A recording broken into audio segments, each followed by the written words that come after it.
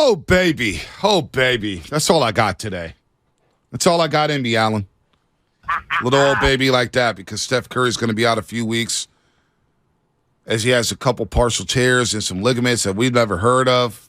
He's going to be out for multiple weeks. Interosseous. Interosseous membrane. Mm-hmm. And what's the other one?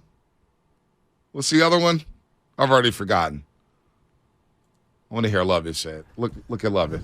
It was his superior tibiofibular ligaments. See, that's the easier one to say out of the two one. Before. Interosseous. There you go. Thank you. Interosseous membrane. We're all going to be masters at saying that by the end of the day. I swear to God, I've never heard of these injuries before. Never heard of these ligaments. Never heard of anything about it. But it sounds like he's only going to miss a couple weeks. I think it's good that we haven't heard that. The ones we've heard of, normally it's not good. Right. So it's going to be out for multiple weeks. It's been a nightmare day. As we say good morning to everybody out there getting off of work, getting off your graveyard shift. If you're getting ready for work, what is happening? Baby daddies, baby mamas, strippers, longshoremen, janitors, plumbers, teachers, students, cops, firefighters, you name it. Good morning. Steph Curry's out. Niners lost to the Eagles last week, so 7 days, just an absolute nightmare for Bay Area sports fans. Unless you're a Bay Area Laker fan, which there's a lot of. Huh. I think there is one. Not too far from us, actually. Yeah, like 5 feet away. Steph's out. So can the Warriors stabilize their season? They're 27-26. Can they stay afloat in the Western Conference without Steph Curry, possibly for the next 9 games? You'd hope. It's enough talent on this roster. They're the champs. Andrew Wiggins is here. Jordan Poole, Clay, Draymond, Looney. Kuminga's coming around. DiVincenzo hit 3 threes Saturday night. I think they can. Yeah. Or is everybody in panic mode? Everybody panicking about the Warriors. Also, some Niner stuff here, including Brendan Ayuk, who was on with our boy Brad Graham. And he was talking about the NFC title game and talking about his season. I'll play this right off the rip and get your thoughts on this, because I know we talked about it before the show, but here's Brendan Ayuk on the Philadelphia Eagles and whether or not they will get exposed in the Super Bowl.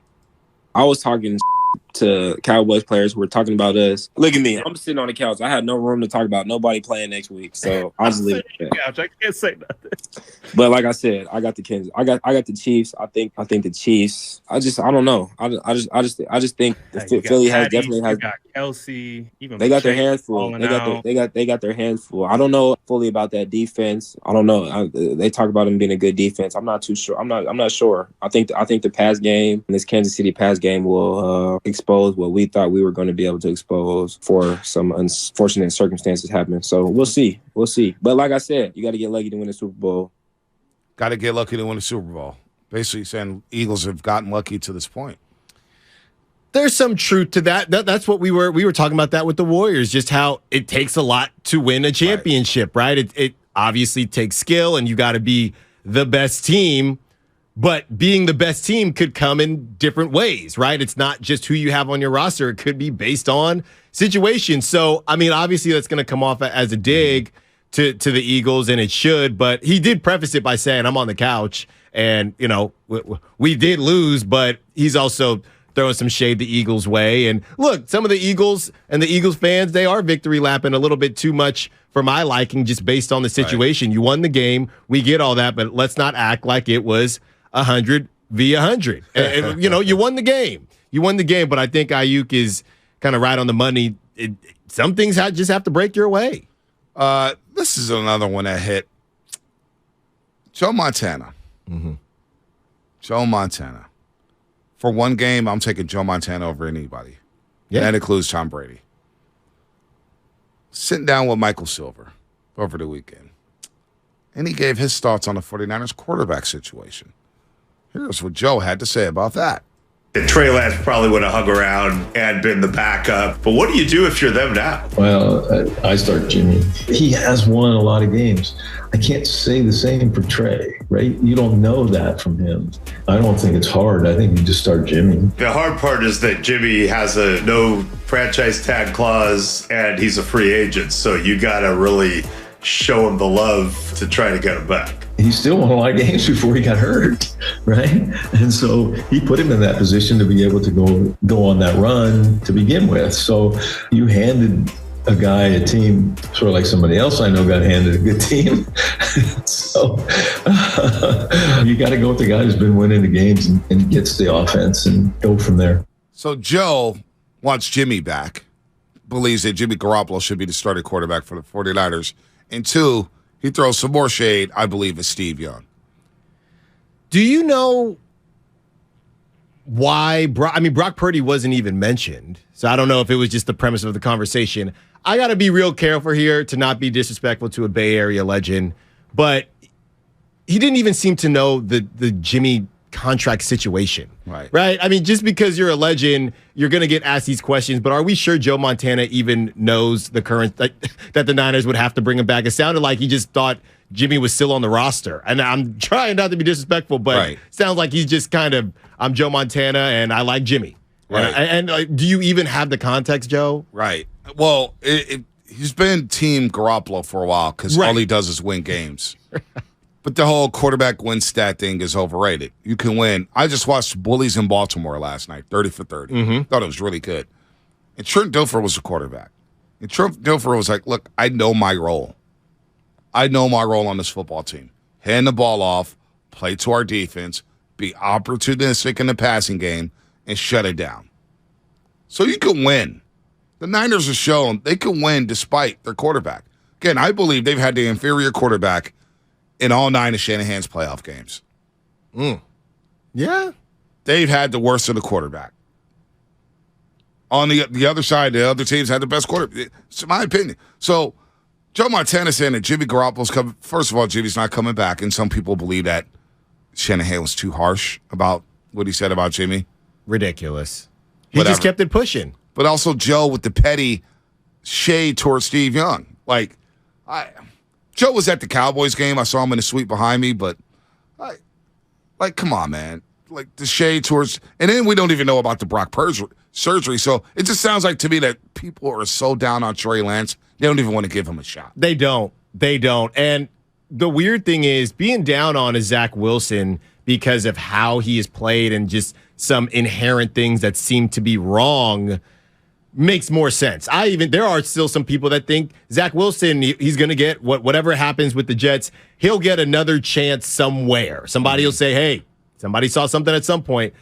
Trey Lance, it's really all been due to injury. He doesn't even have enough of a resume to sit here and say legitimately, hey, it just doesn't look like he has it. Now, if you want to take the small sample size you have and say he doesn't look like he has it, that's fine. But I don't think I've seen enough from Trey to make such a definitive decision like a lot of these people are, like a Joe Montana. You know, Bonte, it does remind me of something. We were talking about different types of jobs during the break, and there's something to be said about certain jobs that you start at an age. Right. And how you start a job at a certain age and the company never views you as actually growing up. Very similar to if you have a younger sibling. Hey, my sister is 27 now, but she'll always be whatever age in my opinion. I feel like with Trey Lance, everybody has that opinion with him. He's just this young guy that isn't able to do X, Y, and Z. And unfortunately, he hasn't been able to prove them wrong. Right. But that's what everybody's going to hang on to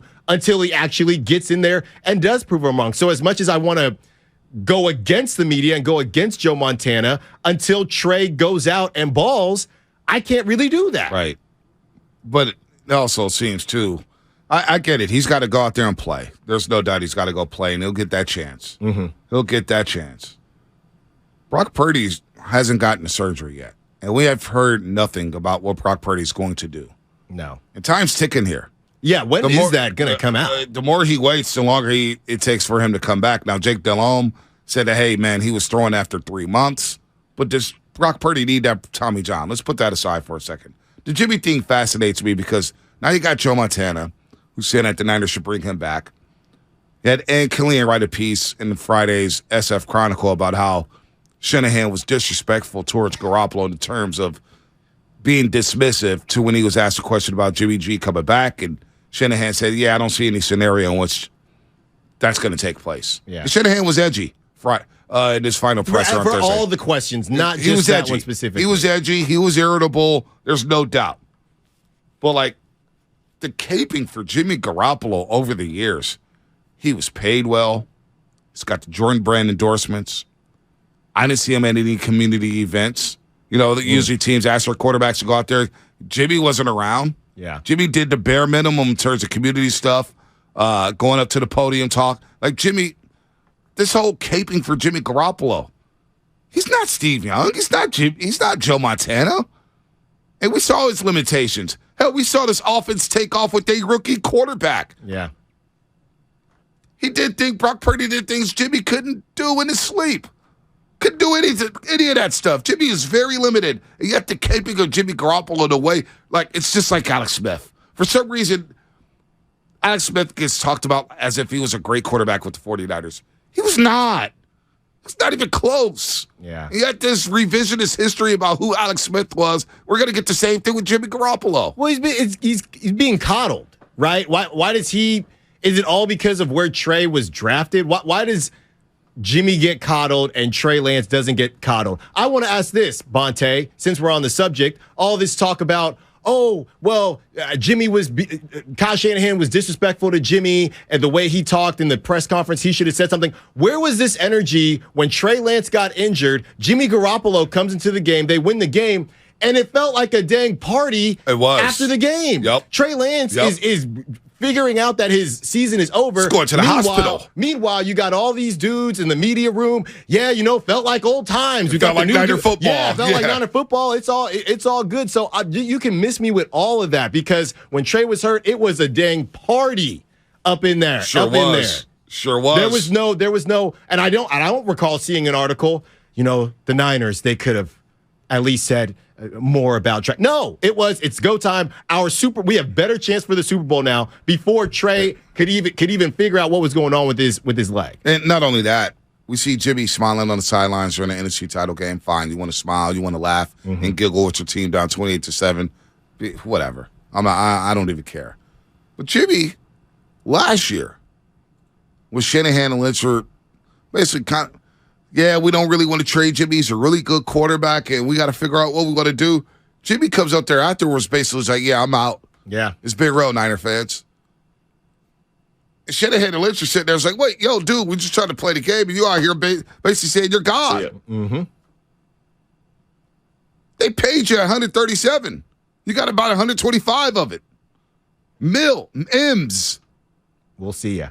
Coddling of Jimmy's just weird, man. It's the same thing with Alex Smith. And and to your point about the party week 2 against Seattle or Niner football, and you had a line of people waiting to talk to Michael Silver. Yeah, exactly. About, Jimmy gives us the best shot, blah, blah, blah, blah. It's very similar to Kaepernick. I think in a lot of people's mind, they believe Alex Smith was a better quarterback. And it was not even close. Kaepernick was light years better than Alex. Light years. And yet we don't bring that same energy, and yet Alex Smith is put on this pedestal. Same thing with Jimmy.